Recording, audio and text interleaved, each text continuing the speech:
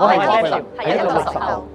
好多謝 BNI 呢個 Back Group System， 可以將唔同世代嘅有心人共冶一爐，幫我哋喺呢個時代嘅巨輪下行少啲冤枉路，創造不同嘅機遇。我係一位00後嘅藝術體操運動員，我有理想，我有抱負，喺呢度我揾到人物同埋營商經驗。我係一個90後嘅派對及婚禮統籌，我有好多生意嘅 idea， 喺呢度我揾到好多同行嘅合作機會同埋發展方向。作為一個80後嘅裁縫匠人，我有成熟嘅技術同埋傳承，喺呢度我揾到展現嘅舞台。作為一個70後嘅 ISO 認證顧問，我有知名嘅客戶群，喺 BNI 呢度提升咗我嘅領導力，去管理好我公司嘅團隊。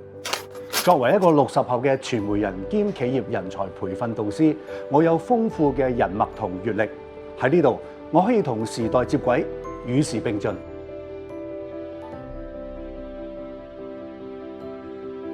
喂，其實喺未加入 BNI 之前咧，我哋呢個組合應該大纜都扯唔埋嘅喎嚇。咪就係咯，我同我老婆都係代溝咁啦。慘唔係嘛？啱啊，私事已經好難傾㗎啦，公事啊更加難啊。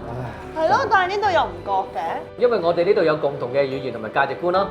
喺 BNI， 我哋都揾到晒唔同人生階段所需要嘅嘢。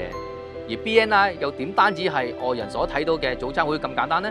透過 Back Group， 我哋貢獻嘅唔單止係生意嘅介紹，更有效產生跨產業、跨年代嘅化學作用，互補長短。試問呢啲價值，除咗喺 BNI， 你仲可以喺邊度揾到呢？多謝 Action Chapter，多謝 BNI。